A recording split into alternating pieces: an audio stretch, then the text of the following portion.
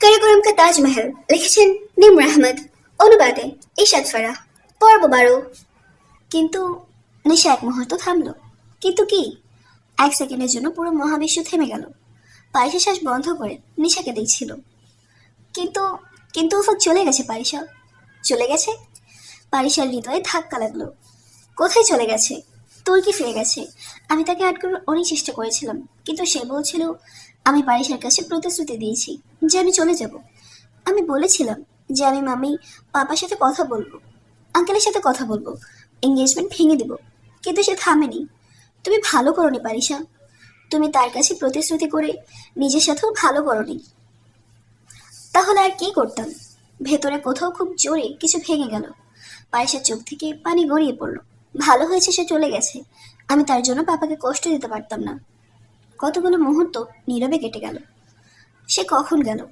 পায়েসের চোখ না তুলেই ধীর কণ্ঠে প্রশ্ন করলো। কাল দুপুরে। যাওয়ার আগে সে তোমাকে দেখতে এসেছিল। তার পা খুব খারাপ ছিল, কিন্তু কাটা যাওয়া থেকে বেঁচে গেছে। দুই হাত পা ফ্রস্ট বাইট হয়েছিল, কিন্তু একেবারে নষ্ট হয়নি। কিন্তু যা ক্ষতি হয়েছে সেটা তুমি করেছো তার সাথে পারিসা। সে চলে গেছে। তুমি কি করলে তার সাথে পারিসা? তুমি যদি তার মুখ দেখতে, তাহলে তোমার হৃদয় ফেটে যেত। তুমি তাকে ভেঙে চুরমার করে দিয়েছো। সে এত ভাঙা ভাঙা আর পরাজিত লাগছিল যে আমার সহ্য হচ্ছিল না। মনেই হচ্ছিল না যে এটা সেই প্রাণবন্ত উফক যার সাথে আমরা সোয়াদে 8 দিন কাটিয়েছিলাম। সে তো কখনো এমন ছিল না পারিসা। তুমি তার সাথে খুব খারাপ করেছো, খুব খারাপ। পারিসের মনে ছিল যখন সে বেহুশ ছিল তখনও অবচেতন মনে কোথাও না কোথাও সে ওফাকের আগমনের কথা জানতে পেরেছিল। তার স্পর্শের উষ্ণতা, শ্বাসের উত্তাপ, নরম মৃদু আওয়াজ। কিন্তু ওফাক কি বলছিল? পারিসা চেষ্টা করো, মনে করতে পারল না। আমাকে এইসব বিষয়ে ডাক্তার আহমেদ দুরান ফোন করে জানিয়েছিলেন তুর্কি সরকারের চাপ ছিল, যার কারণে প্রেসিডেন্ট তাৎক্ষণিক রেস্কিউ অপারেশনের নির্দেশ দেন। তারপর তারা তোমাকে বরফ থেকে গিলগিটে নিয়ে এলো। আমি, মাম্মি এবং পাপাও এখানে এসে গেছি। ওফাককে তারা মেইন ক্যাম্পে নামিয়েছিলেন। সে সুস্থ ছিল না, কিন্তু কাল সে গিলগেটে এলো, আমার সাথে দেখা করলো, আর তারপর তোমার সাথে দেখা করলো। তারপর সে ইসলামাবাদ চলে গেল। কাল সন্ধ্যায় ফ্লাইট ছিল। সাইফ ভাই আর তোমার ফুপুকে পাপা নিজের মতো করে সব বুঝিয়ে দিয়েছেন। তুমি নিশ্চিন্ত থাকো, তারা তোমাকে কিছু জিজ্ঞেস করবে না।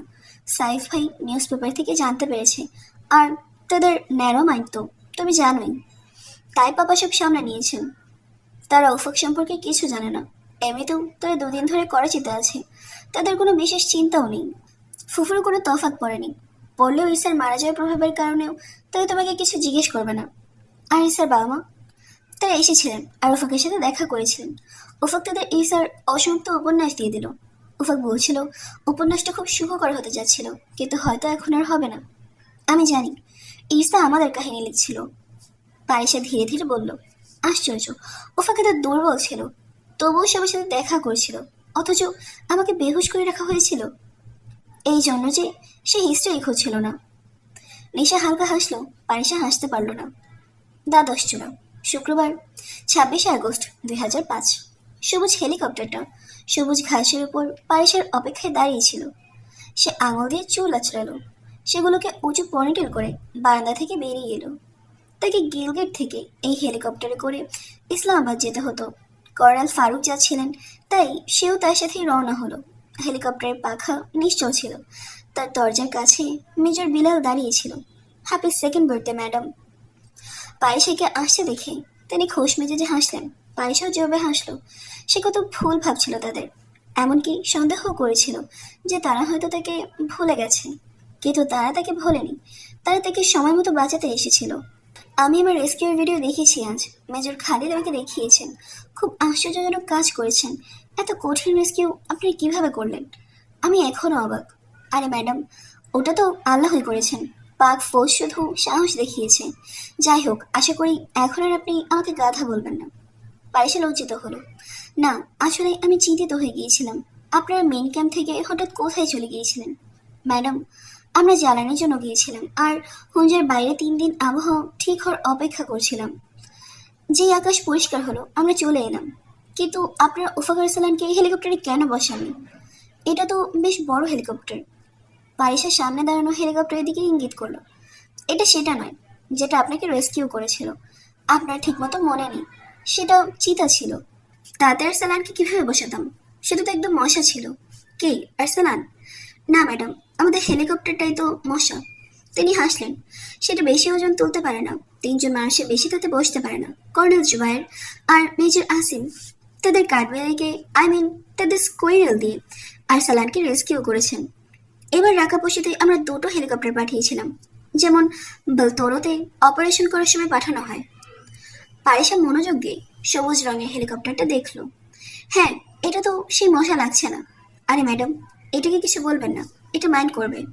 কিন্তু মেজর বিলাল, এটা তো হেলিকপ্টার। পারিসা বলতে চাইছিল যে এটা মানুষ নয়। ম্যাডাম, এটা সাহসী সৈনিক। তিনি হেসে সবুজ ধাঁধাতে থাপ্পড় মারলেন। অ্যান্ড ইয়েস মেজর বিলাল, আমি মেজর আসিমের সাথে দেখা করতে পারিনি, তাকে আমার পক্ষ থেকে ধন্যবাদ বলবেন। তিনি মাথা নাড়লেন, তারপর হঠাৎ বললেন, হ্যাঁ মেজর আসিম আপনার খোঁজ নিচ্ছিলেন। হয়তো আপনার কোনো মূল্যবান জিনিস তার কাছে ছিল। না, কিছুই ছিল না। আচ্ছা, খোদা হাফিজ, আরও একবার ধন্যবাদ। পায়েসে তার কথা কেটে দ্রুত খোলা দরজা দিয়ে ভেতরে উঠতে লাগলো। মেজর বিলাল এবার কিছুটা বিভ্রান্ত হয়ে কিছু বলতে চাইলেন। হয়তো তার কোনো কৌতূহল ছিল, কিন্তু পারিসা কোনো মূল্যবান জিনিস ফেলে যাচ্ছিল না, যা সে হারিয়ে ফেলেছিল। এরপর যদি কিছু থাকেও, তার চিন্তা ছিল না। সে ভেতরে বসে গেল। কর্নেল ফারুক তৈরিই ছিলেন, তাই দরজা বন্ধ করে দিল। হেলিকপ্টার বাতাসে উঠতে শুরু করলো। পারিসা হেডফোন কানে পরে নিল। আওয়াজ তুলনামূলকভাবে কম মনে হচ্ছিল। সে জানালার ওপার থেকে ছোট হয়ে থাকা গিলগিট আর দূরে দেখা যাওয়া পাহাড়গুলোকে দেখছিল, যাদের পেছনে খুব গর্ব এবং ক্ষমতার সাথে পর্বতের দেবী দাঁড়িয়েছিলেন। Thank you Rakaposhi. পারিসা ঝলমল করা দেয়ালকে কিসের জন্য ধন্যবাদ জানালো তা সে নিজেও জানত না। দূর দূর পর্যন্ত ছড়িয়ে থাকা এই সেই পাহাড় ছিল, যার কপালে আকাশ ঝুঁকে চুম্বন করছিল। তারা সত্যিই অসাধারণ ছিল, এবং তাদের মাঝখানে কারাকর্মের তাজমহল দাঁড়িয়েছিল, যার সাদা মার্বেল দেয়ালে যেন এক নীরব ভালোবাসার কাহিনী লেখা ছিল। সেটা নিঃসন্দেহে আগ্রার তাজমহলের চেয়েও সাদা এবং সুন্দর ছিল। সে এক শেষ দৃষ্টিতে কারাকরমের পর্বতমালায় তাকালো। আলবিদা কারাকোরাম, আলবিদা হিমালয়, তোমাদের মহান চূড়াগুলোর কসম, আমি জীবন আর কখনো তোমাদের মতো জালিম পাহাড়ে আসবো না। পায়েসে সিটার পেছনে মাথা ঠেকে চোখ বন্ধ করলো। কতদিন পর আজ তার কোমরের পেছনে বরফ ছিল না। তো এটাই ছিল আমার কাহিনীর সমাপ্তি। অবশেষে এই মোড়ে এসে কারাকর্মার পরী আর পর্বতারোহীর কাহিনী শেষ হয়ে গেল। পায়েসে বন্ধ চোখে অত্যন্ত বিষণ্ণভাবে হাসলো। কিন্তু কারাকর্মার পরী আর পর্বতারোহীর কাহিনী তখনও শেষ হয়নি। ভালোবাসা জয়ী হয়, তবু সে হেরে যায়, কখনো বেদনাদায়ক মুহূর্তের কাছে, কখনো অপ্রয়োজনীয় রীতিনীতির ভারে, কখনো ভাগ্যবানদের নির্লিপ্ততায়, কখনো বাধ্যতামূলক শপথের শৃঙ্খলে। ভালোবাসা হেরে যায়। কখনো সে ফুলের মতো কোমল, কখনো ধুলোর মতো অবহেলিত, কখনো চাঁদের মতো শান্ত, কখনো রোদের মতো দগ্ধ, কখনো আনন্দ দেয়, কখনো সে রোগ হয়ে ওঠে। কারো জীবনে শান্তি নামে, কাউকে আবার কাঁদায়। কখনো পায়ে পৌঁছে দেয়, কখনো সে ডুবিয়ে মারে। ভালোবাসা জয়ী হয়, তবু ভালোবাসাই হেরে যায়। ইসলামাবাদে ফিরে আসার পর পায়েসন প্রতিটা ব্যক্তির কাছ থেকে লেকচার পেল, যার কাছ থেকে সে প্রত্যাশা করেছিল। ফুফু, নিদা, মামা, মামিমা আর সর্বোপরি সাইফ। তুমি কি জানো তোমার জীবন আমাদের কাছে কতটা গুরুত্বপূর্ণ? সাইফ অনেকক্ষণ ধরে নিজেকে মৃত্যুর মুখে ঠেলে দেওয়া এবং পর্বতারোহণের ক্ষতিগুলো বলতে থাকলো, কিন্তু যেভাবে পারিসা নীরব ছিল তাতে সাইফ শেষ পর্যন্ত তাকে ঝাঁকালো। পারিসা মাথা তুলল, তার ঠোঁটে হালকা হাসির রেখা ছিল। আপনার কাছে আমার জীবন গুরুত্বপূর্ণ, নাকি আমি আপনার জীবনে? সাইফ কিছু বলতে পারল না। যদি আপনার লেকচার শেষ হয়ে থাকে, তবে কি আমি যেতে পারি? পারিসা, তুমি ভবিষ্যতে ভবিষ্যতে তুমি পাহাড়ের নাম নেবে না, ক্লাইম্বিং এর মতো অকেজো খেলায় অংশ নেবে না, ইমেইলের জবাব দেবে, এটাই তো? তো আমি এই কথাগুলো শুনেছি। জবাব দেওয়ার প্রয়োজন মনে করলে আমি অবশ্যই দেব। পারিসা টেবিলের উপর রাখা কাগজপত্র ফাইলে গুছিয়ে উঠে দাঁড়ালো। সাইফ এত বোকা না যে পারিসার ঠান্ডা আচরণ খেয়াল করবে না, কিন্তু সাইফ এই সব কিছুকে তার বন্ধুর মৃত্যুর কারণে আপসেট হওয়া বলে মনে করছিল। আমার দেরি হচ্ছে। পারিসা ব্যাগ কাঁধে নিল আর ওভারঅল হাতে ঝুলিয়ে বাইরে চলে গেল। সে ডিউটিতে যাচ্ছিল। গতদিনই সে পিআইএমএস, পাকিস্তান ইনস্টিটিউট অফ মেডিকেল সায়েন্সে যোগ দিয়েছিল। বাবা আজ সকালেই ফিরেছিলেন। এই কথা পারিসা পরে জানতে পারে যে বাবা পুরো ব্যাপারটা সম্পর্কে জানতেন, কিন্তু জানে না কেন। হয়তো ইরসার মৃত্যুর কারণে তিনি পারিসার মানসিক অবস্থা অনুভব করে কিছু জিজ্ঞেস করেননি, কোনো জেরা করেননি, কোনো বকাঝকাও করেননি। সংবাদপত্রে নিশ্চয়ই তিনি সেই খবর পড়েছিলেন। তিনি বিখ্যাত তুর্কি পর্বতারোহী উফাকার সালানকে উপেক্ষা করে গেলেন বা গুরুত্ব দিলেন না। যদিও তিনি নিজে 1 মাস আগেও ক্লাইম্বিং ম্যাগাজিন আর স্পোর্টস ম্যাগাজিনগুলোতে উফাকার সালানের নাম পড়ার পর সেটাকে উপেক্ষা করে যেতেন। পাপা তার ব্যাপারে খুব সংবেদনশীল ছিলেন, কিন্তু যেহেতু পারিসা একেবারে ঠিকঠাক ফিরে এসেছিলেন তাই তিনি তাকে কিছু বললেন না। কিন্তু পারিসা পুরোপুরি ঠিক ছিল না, ভেতর থেকেও এবং বাইরে থেকেও।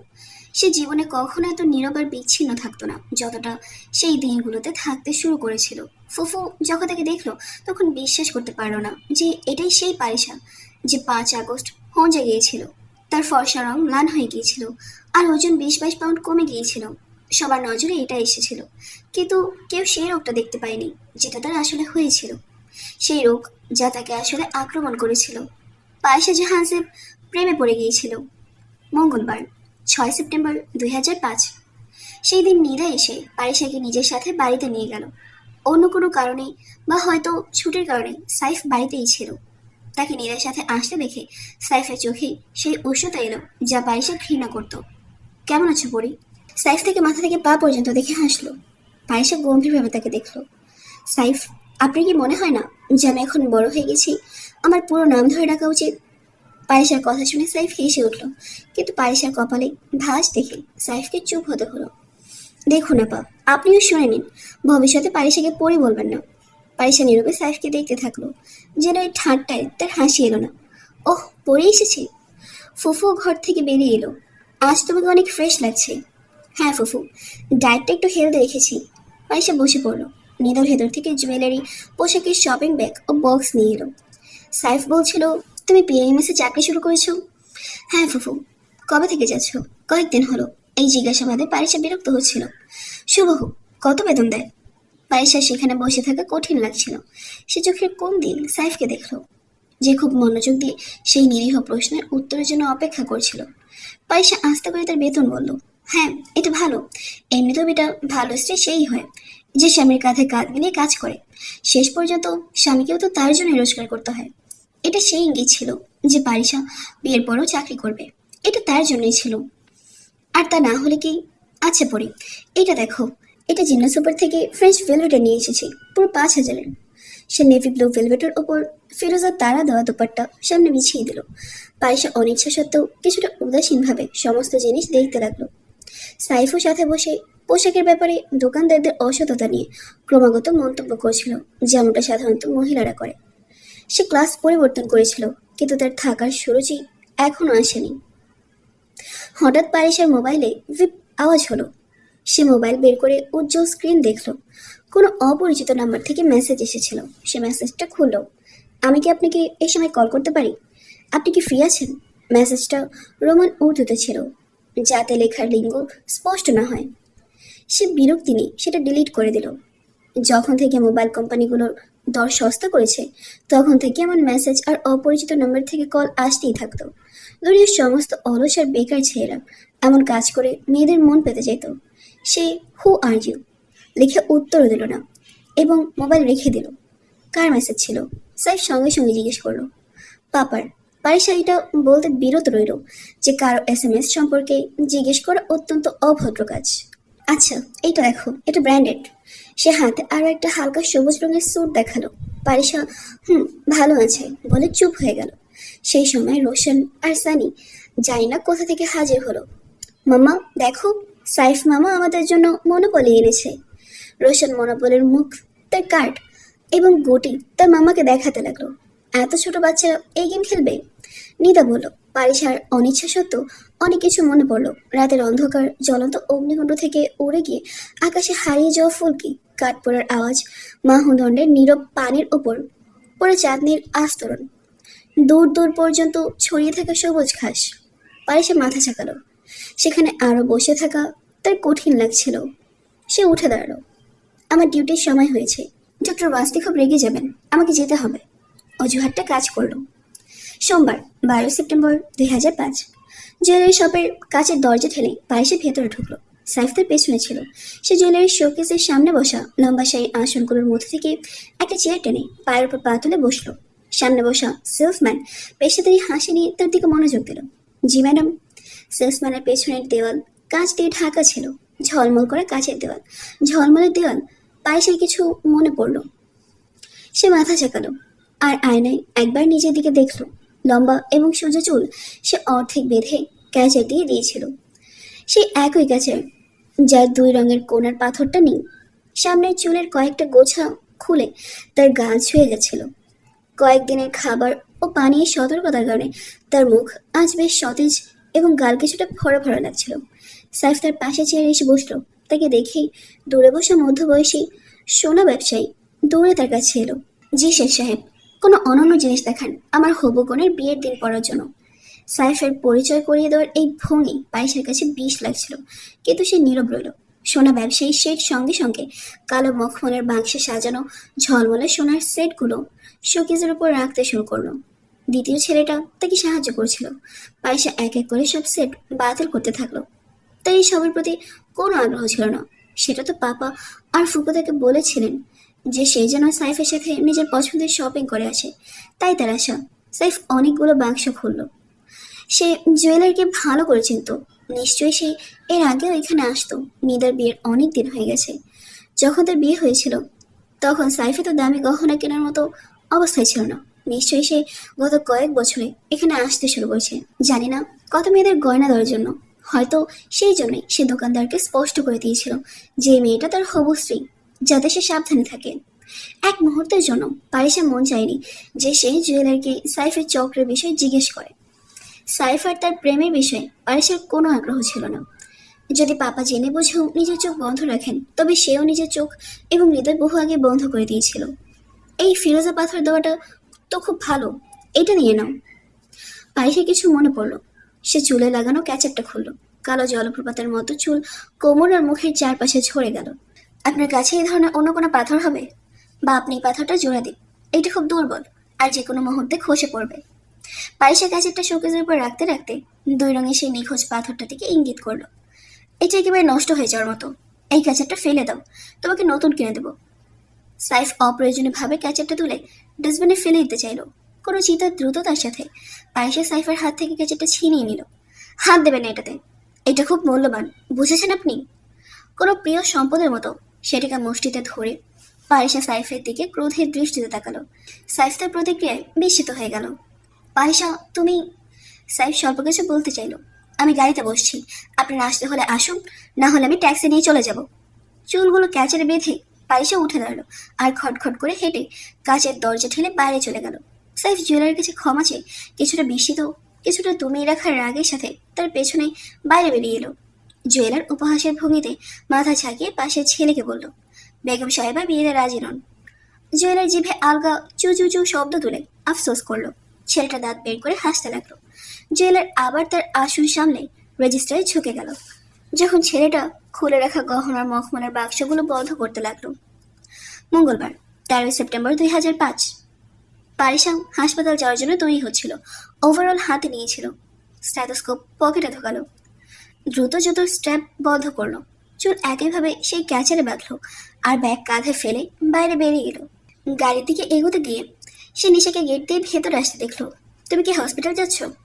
নিশা তার প্রস্তুতি এবং তাড়াহুড়ো দেখে দূর থেকেই বুঝতে পারলো। হ্যাঁ, বলো, কোনো কাজ আছে?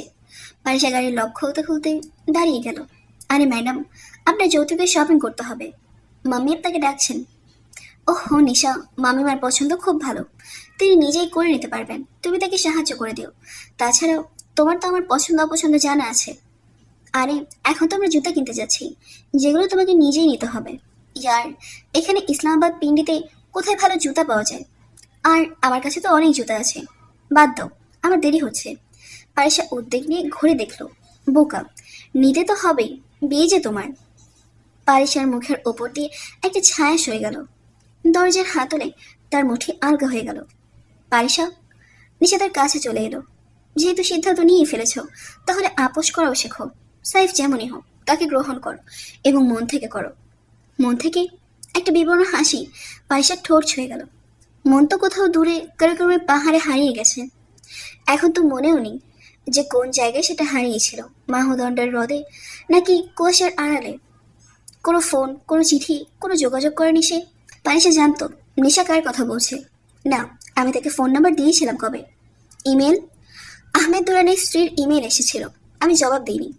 আমি তুর্কি বাসিন্দাদের সাথে যোগাযোগ রাখতে চাই না। পারিসা মাথা ঝাঁকিয়ে ড্রাইভিং সিটে বসে পড়ল এবং দরজা বন্ধ করলো। খোলা কাছের জানালা দিয়ে নিশা গাড়ির কাছে ঝুঁকলো। পারিসা প্রশ্নবোধক দৃষ্টিতে তাকে দেখলো। খুশি থাকো পারিসা, নইলে লোকেরা সব জেনে যাবে। জানতে দাও। পারিসা ইগনিশনে চাবি ঘোরালো। গাড়ির ইঞ্জিনে গতি এলো। নিশা সরে গেল। সে পেছনে দেখতে দেখতে গাড়ি বাইরে বের করতে লাগলো। হাতের রেখায় কি খোঁজ করো? এইসব বাজে কথায় কেন জড়াও? যার সাথে দেখা হওয়ার কথা থাকে রেখা না দেখেই জীবনের পথে সাথে সাথে হাঁটে, তারপর কোথায় বিচ্ছিন্ন হয়। যা ভাগ্যে নেই কবে আমরা সেটা পাই, কবে সেটা সাথে হাঁটে। হাতের রেখায় কি খোঁজ করো? এটা সেই সন্ধ্যার কথা যখন হাসপাতালে তাকে ফোন করে অত্যন্ত চিন্তিত অবস্থায় ওয়াহিদ জানায় যে জাহাঙ্গীর সাহেবের হঠাৎ শরীর খারাপ হয়েছে। তিনি অফিস থেকে তাড়াতাড়ি এসেছিলেন এবং গাড়ি থেকে নামতেই তার অবস্থা খারাপ হয়ে যায়। পারিসা নিজের সব কাজ ছেড়ে ছুটতে ছুটতে বাড়ি পৌঁছালো। কিন্তু যখন সে ঘরে ঢুকলো তখন মামিমা এবং নিশা আগেই সেখানে ছিল, আর পাপা তিনি অনেক আগেই চলে গেছেন। তিনি তার জন্য তার সাথে শেষবার দেখা করার অপেক্ষাও করেননি। পারিসা জানে না সে কতদিন না খেয়ে না ঘুমিয়ে কেঁদেছিল। তার দুঃখ অনেক ছিল, আর সে কার কার শোক করত। নিজের জীবনের প্রথম এবং শেষ ভালোবাসাকে সে যার জন্য ছেড়েছিল, তিনি তাকে ছেড়ে এই ভরা পৃথিবীতে একা করে চলে গেছেন। সময় আবার 6 বছর পেছনে চলে গিয়েছিল, যখন এমনই লোকেরা তার মাথায় হাত রেখে তাকে সান্ত্বনা দিয়েছিল। ফাঁপা সান্ত্বনা এবং মিথ্যা আশা। আজও সে এটাই পাচ্ছিল। পারিসা অনেক লোককে পাপার লাশের পাশে আর্তনাদ করতে দেখেছিল। তাদের মধ্যে নিদা আর ফুফুও ছিল। সে নিস্তেজ ভেজা চোখে সবাইকে দেখতে থাকলো। সে তাদের সবার ভেতরের ও বাইরের রূপ চিনত। তাদের চোখের পানিগুলোর বাস্তবতা বুঝতো, আর এটাও জানতো যে এই ভরা পৃথিবীতে যদি কারো তার চিন্তা আর কষ্ট থেকে থাকে, তবে সেটা ছিল শুধু সে নিজেই। তাই জীবনে 2 জন পুরুষ ছিল, এক পাপা আর এক উফাকার সালান। একজন আগে ছেড়ে চলে গিয়েছিল, আর দ্বিতীয়জন এখন ছেড়ে গেল। পারিসা আবার একা হয়ে গেল। সময়ের কাজ হলো বয়ে চলা, আর সেটা তো বয়েই যায়। হেসে না হলেও কেঁদে, নিস্তব্ধ না হলেও চিৎকার করে। খারাপ সময় কি একরকম থাকে? পারিসা জাহাঙ্গীরের জীবনও সময় পার হচ্ছিল। কয়েকদিন সে খুব শোকে মরছিল। পারিসার মনে হতো যে এখন জীবন শেষ হয়ে গেছে, কিন্তু তারপর বয়ে যাওয়া দিনের সাথে সে নিজেকে সামলে নিল। হ্যাঁ, এখন সে আবার দুর্বল হয়ে যাচ্ছিল। হাসা, কথা বলা সে ছেড়ে দিয়ে নিজেকে জীবনের বয়ে যাওয়া স্রোতের উপর ছেড়ে দিয়েছিল। এখন এই এত বড় বিরান বাংলোতে পারিসা থেকে কি করত? তাই বিয়ে পর্যন্ত, যা জাহাঙ্গীর সাহেবের মৃত্যুর কারণে আপাতত স্থগিত হয়ে গিয়েছিল, সে মামার বাড়িতে থাকার সিদ্ধান্ত নিল। এমনি তো মামা মামিমা এখন তাকে একা থাকতে দিচ্ছিলেন না। সে কিছু বলার আগেই তারা তাকে তাদের বাড়িতে নিয়ে এলেন। কয়েকদিন তো সে নীরবে ঘর বন্ধ করে কাটিয়ে দিল। তারপর সেই দিন নিশা তার কাছে এলো আর বোঝাতে লাগলো, জীবনে দুঃখ আসে, এই দুঃখ এত বড় যে আমি তোমাকে ধৈর্য ধরতে বলবো না, কিন্তু তোমার নিজেকে সামলাতে হবে। আমি চেষ্টা করছি। আমার কথা শোনো, হসপিটালে আবার জয়েন করো। হ্যাঁ, এটাই ভাবছিলাম, ব্যস্ত থাকলে হয়তো ধৈর্য এসে যাবে। পারিসা জোর করে হাসলো। পারিসা, এবার তুমি জীবনটাকে নতুন করে শুরু করো। নিশা খুব আস্তে আস্তে বলছিল। যা হচ্ছে, যেমন হচ্ছে তাকে তেমনই হতে দাও। নিশা, আমার কারো প্রতি কোনো অভিযোগ নেই। পাপা আমার জন্য ভালোই ভেবেছেন, তাই আমার আর কোনো সিদ্ধান্ত নিতে হবে না। সাইফকে আমি মেনে নিয়েছি। নিশার বলার আগেই তার উদ্দেশ্য বুঝে পারিসা বলল। নিশা প্রতিবাদ করতে যাচ্ছিল, কিন্তু তারপর সেই গল্পটা আরও কিছুদিন পেছনে ঠেলে দেওয়ার জন্য থেমে গেল। পারিসা নিজেও এই বিষয়ে এখন কোনো কথা বলতে চাইছিল না। তারপর সে হাসপাতাল যাওয়া শুরু করে দিল। পরিস্থিতি এখন আবার স্বাভাবিক হতে শুরু করেছিল। অবচেতনভাবে অপেক্ষায় ছিল যে নিশা আবার তার সাথে এই বিষয়ে কোনো কথা বলবে, কিন্তু সেই দিনের পর নিশা এমন কোনো কথা বলেনি। মামা মামিমা আর নিশার ভালোবাসার ঋণ নিয়ে সে নিজেকে জীবনের ঝামেলাগুলোতে হারিয়ে ফেলল। হয়তো তার ধৈর্য এসে গিয়েছিল, বা হয়তো আপোষ করে নিয়েছিল। শুক্রবার 23শে সেপ্টেম্বর 2005 পারিসা হাসপাতালের তার রুমে বসেছিল। সামনে চেয়ারে একজন বয়স্ক মহিলা আর তার সাথে একটা কিশোরী আসন নিয়ে অপেক্ষমান দৃষ্টিতে তার দিকে দেখছিল। সে মাথা নিচু করে কোনোই টেবিলে রেখে দ্রুত প্যাডের ওপর কলম ছেড়ে প্রেসক্রিপশন লিখছিল। ক্যাচের থেকে বেরিয়ে আসা কয়েকটা চুল তার কপাল থেকে ঝুলে কাগজ ছুঁয়ে যাচ্ছিল। প্রেসক্রিপশন লিখে পারিসা সোজা হলো, কাগজ প্যাড থেকে ছিঁড়ে এবং ভাঁজ না করে বয়স্ক মহিলার দিকে বাড়ালো। এই মেয়েটার খাবারে খেয়াল রাখবেন, সে তো এমনিতেই খুব কম বয়সী। এখন বাড়িতে গিয়ে তাকে দিয়ে কঠোর পরিশ্রম করাবেন না। বৃদ্ধা প্রেসক্রিপশন ধরে ধন্যবাদ জানিয়ে উঠে দাঁড়ালো। ভীত মেয়েটা তার সমালোচনা শুনে কালো চাদরের কোণ মুখমণ্ডলের চারপাশে ছড়িয়ে আঙুল দিয়ে ধরে রাখলো। তার আঙুলে মেহেদির মলিন নকশা স্পষ্ট ছিল। কবজিতে সস্তা গহনাও ছিল। পারিসা নিজের খালি কবজি আর মার্বেলের মতো হাতের দিকে তাকালো। আরো কয়েক মাস কেটে যাবে, তারপর পারিসা নিজের হাতেও মেহেদি থাকবে। এই কবজিগুলো তো কারো নামের। পারিসা মাথা ঝাঁকিয়ে সামনে রাখা ফাইলটা থেকে মনোযোগ দিল। হঠাৎ তার মোবাইল বেজে উঠল। সে কল রিসিভ করে ফোন কানে লাগিয়ে ব্যস্ত ভঙ্গিতে হ্যালো বলল। ডক্টর পারিসা জাহানজেব কথা বলছেন। কথাটা পুরুষালী এবং অপরিচিত ছিল। পারিসা মোবাইল কান থেকে সরিয়ে নাম্বার দেখল। পিন্ডি ইসলামাবাদের সরকারি নাম্বার। কথা বলছি, আপনি কে? ডক্টর ম্যাডাম, আমি রাইজিং পাকিস্তান থেকে বলছি। আমরা আপনাকে আমাদের শোতে আমন্ত্রণ জানাতে চাই। অন্যদিকে কোনো প্রডিউসার সাহেব ছিলেন। আমাকে? কিন্তু কোন বিষয়ে? আপনাকে কয়েক সপ্তাহ আগে রাকাবসি থেকে আর্মি রেস্কিউ করেছে। সরি, আমি কোনো সাক্ষাৎকার দেব না। পারিসা রূঢ়ভাবে বলে ফোন বন্ধ করে আবার ফাইলের দিকে মনোযোগ দিল। 2 মিনিট পর আবার রিং হলো। সে স্ক্রিনের ওপর আটকে থাকা নাম্বারটা দেখলো। সেই 9 দিয়ে শুরু হওয়া সরকারি নাম্বার। জি ডক্টর ম্যাডাম, আমরা আপনাকে ইন্টারভিউয়ের জন্য খুব ভালো। ভুল নাম্বার। আমি সেই পারিসা জাহানজেব নই। বাই। পারিসা রূঢ়ভাবে কথা কেটে ফোন বন্ধ করে দিল। অল্প সময়ের মধ্যেই আবার রিং বেজে উঠল। সে দেখলো না যে এইবার স্ক্রিনের উপর ঝলমল করা নাম্বারটা অন্য নাম্বার ছিল এবং দ্রুত ফোন কানে লাগালো। বলুন। কণ্ঠস্বরে চাপা রাগ ছিল। আসসালামু আলাইকুম, ডক্টর পারিসা জাহানজেব। কণ্ঠস্বর ভারী আর দাপটে ছিল। জনাব, আপনার সমস্যাটা কি? পারিসার এত তীব্র রাগ হচ্ছিল যে সে ভিন্ন আওয়াজ আর সুরের খেয়াল করলো না।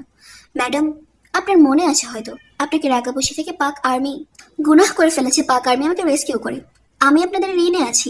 আমি ক্ষমা চাইছি যে আমি বেঁচে ফিরে এসেছি। খোদার দোহাই আমাকে ক্ষমা করে দিন। আমি পরের বার জীবিত ফিরে আসার ভুল করব না। এখন আমাকে কল করবেন না। কড়া কথা শুনে পারিসা কল কেটে দিল আর তারপর মোবাইল বন্ধ করে রেখে দিল। এত দিন হয়ে গেল, তবুও লোকেরা ভোলেনি এখনো। বিড়বিড় করতে করতে তার নজর টেবিলের উপর রাখা ক্যালেন্ডারের উপর পড়ল, যেটা তাকে সাইড বুক ব্যাংক থেকে বই কেনার সময় বিনামূল্যে দেওয়া হয়েছিল। পারিসা ঘড়ি দেখল, রাত 8টা বাজতে যাচ্ছিল। সে উঠতেই যাচ্ছিল, তাই ক্যালেন্ডারের মিনিট হ্যান্ড সময়কে 4 ঘন্টা আগে অক্টোবরে এনে দাঁড় করালো। অক্টোবরের পাতায় তারিখগুলোর দিক থেকে দেবদারু গাছের ছোপের ওপার থেকে রাকা বসে দাঁড়িয়েছিল। তার চূড়া কুয়াশায় মোড়া ছিল। যে জিনিসগুলো পারিসা ভুলে যেতে চাইছিল, যায় না কেন বারবার তার পথের মাঝে কোনো ভয়ঙ্কর কালো বিড়ালের মতো কাটা দিচ্ছিল। সে ক্যালেন্ডারটা তুলে টেবিলের ড্রয়ারে ঢুকিয়ে দিল আর চেয়ার পেছনে ঠেলে দাঁড়ালো। তার মোবাইল তখনও বন্ধ ছিল।